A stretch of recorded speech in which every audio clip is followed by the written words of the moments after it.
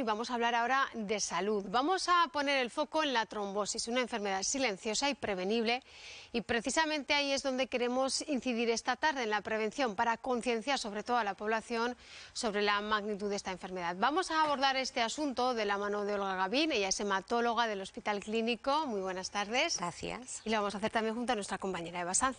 Adelante. Muy buenas tardes. Pues vamos a empezar, si os parece, explicando, Olga, qué es la trombosis. Bueno, la trombosis es la formación de un coágulo dentro de un vaso. Ese vaso puede ser o arterial o venoso, y todo lo que queda distalmente a ese trombo se produce un sufrimiento. Ese sufrimiento puede ser pasajero si lo cogemos a tiempo y por lo tanto los síntomas pueden ser reversibles, o bien ese sufrimiento puede producir la isquemia distal y entonces esa extremidad o ese vaso a nivel coronario o ese vaso a nivel cerebral sufre la muerte, ¿vale? Y entonces las consecuencias son diferentes. Pero en esencia es un coágulo que se forma dentro de un vaso. Hay distintos tipos de trombosis, ¿no? Dependiendo de la parte del cuerpo en la que se produzca. Exactamente, que todos conocemos la trombosis. Cuando hablamos de trombosis siempre nos o recordamos la trombosis venosa profunda, que es la de los miembros inferiores fundamentalmente, o el tromboembolismo pulmonar. Pero trombosis se puede producir en cualquier parte del cuerpo.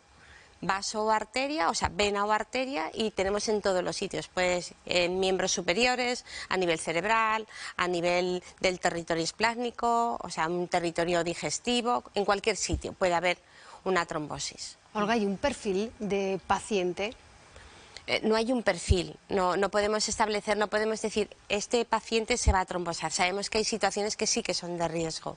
Entonces, esas situaciones que son de riesgo las conocemos y nosotros como médicos tenemos que tener la conciencia de prevenirlas, que es lo que intentamos hacer, pero también los pacientes les tenemos que informar, porque en muchas ocasiones tienen esos síntomas, no los han identificado y cuando vienen es demasiado tarde para que con los tratamientos que tengamos les podamos dar una solución buena, que el objetivo es ese vaso revascularizarlo para que queden las menos secuelas. O sea, yo creo que en esto tenemos una responsabilidad compartida, que es el médico en general, cuando ve a un paciente, valorar si tiene ese riesgo y luego informarle al paciente de la enfermedad que tiene o la situación que tiene, que si aparecen esos síntomas tiene que venir pronto al hospital. Yo digo al hospital porque trabajo ahí, o a un centro de salud, o por lo menos comunicarlo a un médico para que en ese momento evalúe y valore si realmente estamos ante un evento trombótico o no, porque lo más importante es poner cuanto antes el tratamiento.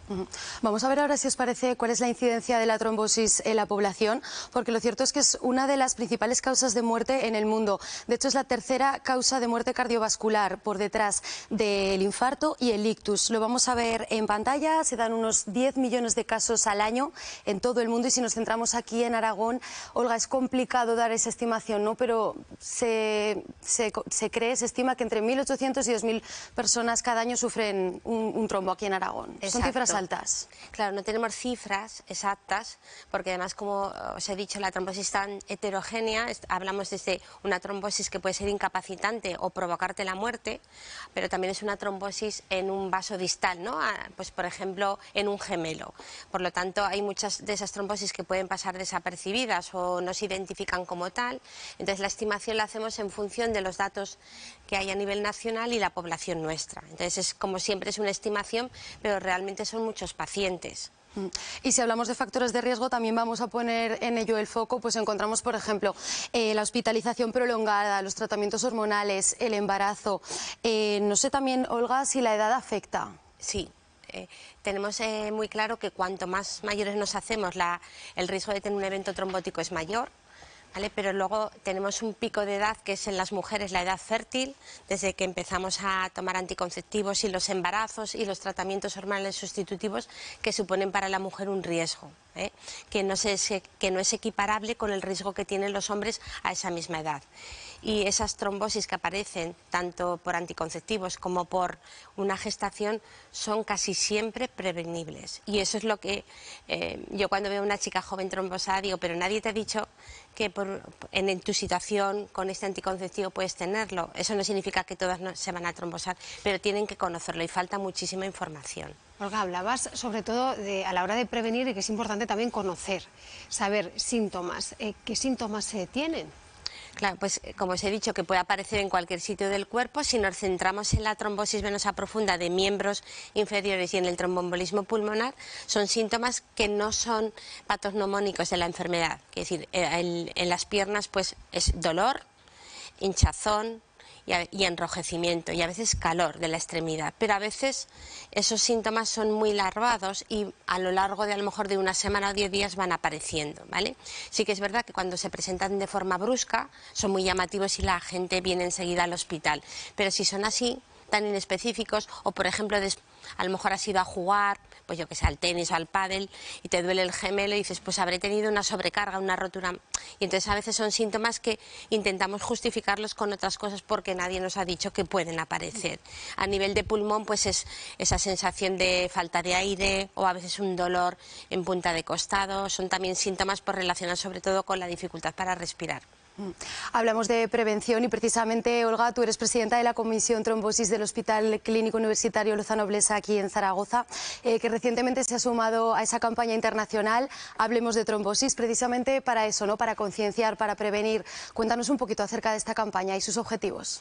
Pues fijaros que hemos hecho la campaña dentro del hospital, que es un poco paradójico, ¿no? Dices, todos los que, o la mayoría estamos concienciados, somos sanitarios y en la comisión de trombosis hay tanto médicos, principalmente, como enfermeras, como gestores. Y sin embargo, consideramos que era muy bueno concienciar a nosotros mismos, a nuestros compañeros, porque siempre podemos hacer algo mejor.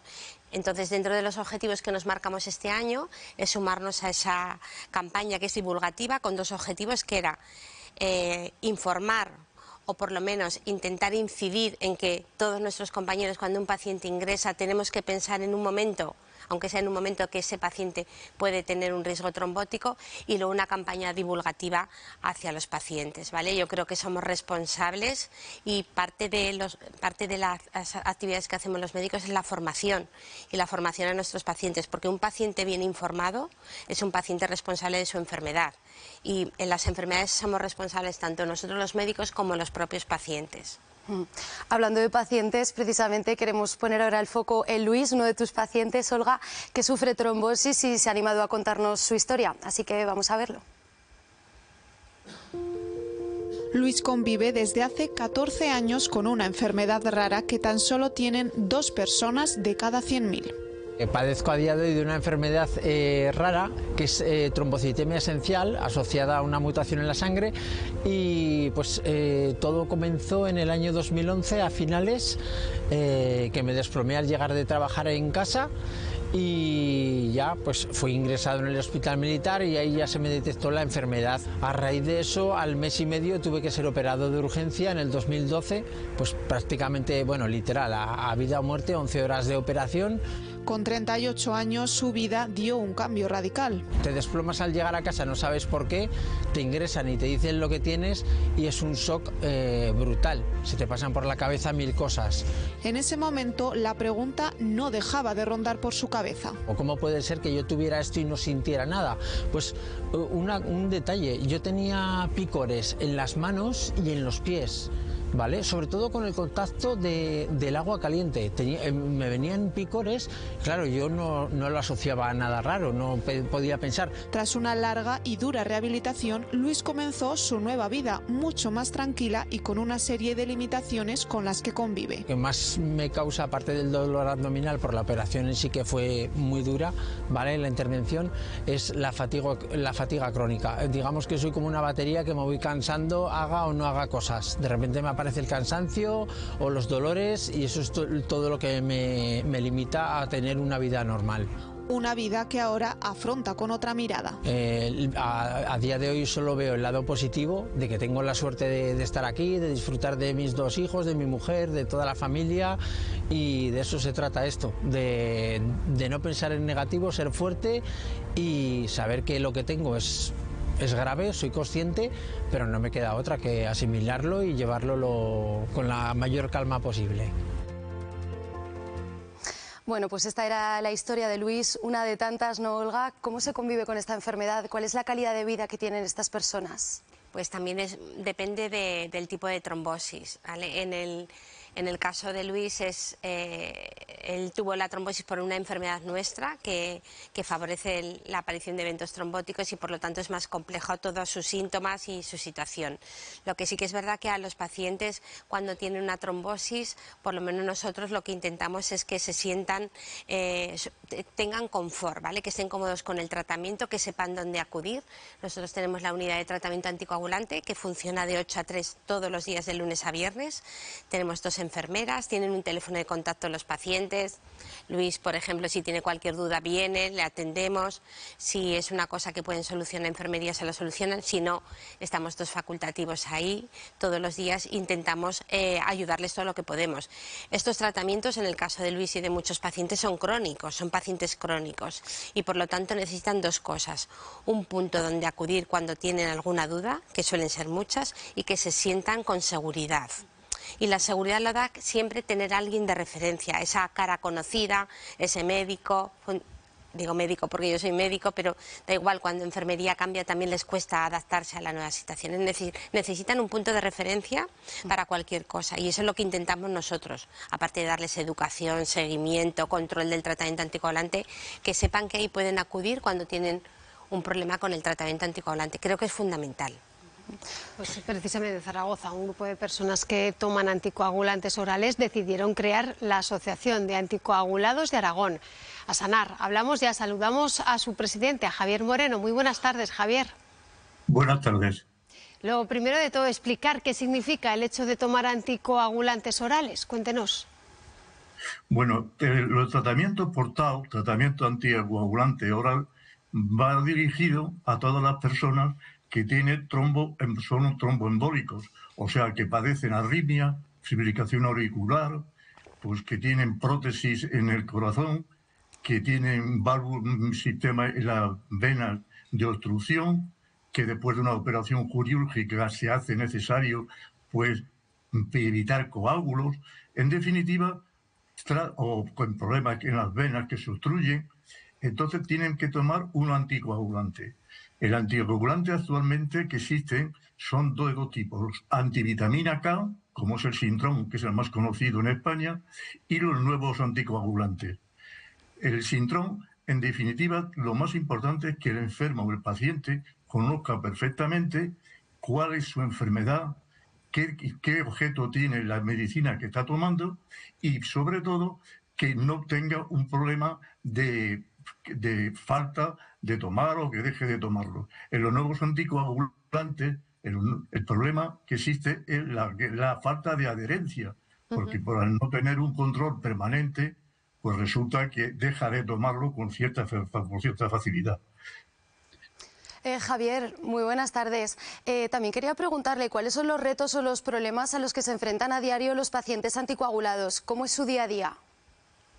El día a día, normalmente el anticoagulado lo que tiene que hacer es seguir primero, digamos, el primer criterio es que conozca perfectamente, esté formado en su enfermedad y informado e informado, que la conozca para que de esa manera pueda saber cómo tiene que actuar y qué tiene que hacer. O sea, tiene que seguir, por ejemplo, una dieta que vale la dieta normal que se dice, la dieta, digamos, de que no necesiten grasas, que tenga que comer determinados alimentos, que siga un tratamiento de recuperación y rehabilitación, porque es algo que echamos en falta y que solo a través de asociaciones pues se puede dar las pautas para que este tratamiento de rehabilitación sea, y luego después, sobre todo y fundamentalmente también, que esté al día de su evolución, cómo sigue y el control sea permanente.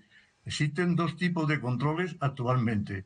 El control que se hace en la propia casa, que se llama el autocontrol, por el cual los anticoagulados cada semana, nosotros en nuestra casa lo que hacemos es tomar una muestra, conocido nuestro INR. El INR es el índice de coagulación de la sangre, que como consecuencia con tu enfermedad tiene que llevarse el margen de coagulación.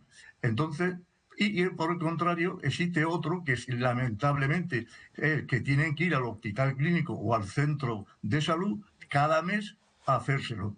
Nosotros desde la asociación estamos peleando permanentemente para que el autocontrol sea el método lógico, porque evitamos que el paciente tenga que estar viniendo a recoger los resultados. No olvidemos que en el centro de salud le sacan sangre, le toman las muestras, las envían al hospital, sí. El hospital le devuelve la pauta para todo el mes, y entonces él empieza a utilizarlo. En ese periodo del mes, de acuerdo con nuestros datos estadísticos, aproximadamente 4 veces quedan fuera del rango. Por el contrario, si el control es semanal y los datos semanales, quiero destacar que son seguros porque tú lo envías, estos datos semanales se envían directamente al hospital y al centro de salud y allí los conoce, y si ven que hay un error o una variación o que hay un por encima o por debajo del INR, te llaman inmediatamente para decir qué ha ocurrido. Para ponerse en contacto inmediatamente con ustedes. Javier Moreno, muchísimas gracias por atendernos y enhorabuena por la labor que vienen realizando desde su asociación para atender a todas estas personas y pacientes. Gracias. Bueno, realmente el número de pacientes que hay, me está preguntando que hay en España, aproximadamente es anticoagulado de 1.200.000 personas. Sí. En Aragón somos 55.000. Nosotros tenemos solamente 475 personas que están en nuestra asociación. Quiero decir, en primer lugar, que la asociación está reconocida como de utilidad pública. Por lo tanto, cualquier persona puede acudir a ella, forme parte de nuestra asociación o no. Javier. A sanar. Sí, como les decíamos, tenemos que seguir avanzando, sobre todo porque la trombosis pues ya sabemos que es un tema muy amplio. Vamos a intentar dar a conocer, si no, siempre queda abierta, por supuesto, esta mesa aquí en Conexión Aragón para seguir avanzando, darle las gracias y hacer ese llamamiento que está esta asociación y que cualquier persona interesada se puede poner en contacto con ustedes. Javier, muchísimas gracias por atendernos. Entablamos a otro día para seguir todavía conociendo más a fondo esta asociación. Un abrazo. Vale, muchas gracias a vosotros. Adiós. Veíamos allí, nos contaba Javier, esa asociación que está abierta a cualquier persona y como también decíamos, Olga, que también está abierto el hospital clínico, cualquier tipo de centro de salud, cualquier hospital, para cualquier duda, siempre tener esa figura, pues, por supuesto, del facultativo y, pues bueno, para resolver dudas, pero también para atenderles en ese momento. Importante prevenir y concienciar sobre todo. Perfectamente, así que deciden, como bien decía él, las asociaciones ayudan, informan, pero realmente no nos olvidemos que los que tenemos que dar la información somos los médicos, las enfermeras que están formadas para ello y que por supuesto las asociaciones de pacientes tienen una labor fundamental porque sobre todo para algunas cosas tienen más fuerza que nosotros los médicos y por supuesto nosotros siempre brindamos nuestro apoyo a la asociación cuando nos han llamado y ellos saben que esta relación es bidireccional. Y así seguiremos. Y así seguiréis. Pues sobre todo, enhorabuena por esa campaña que habéis puesto en marcha para, sobre todo, prevenir, como decíamos, concienciar y dar a conocer. Gracias, Eva, por todos estos datos también a ti. Gracias.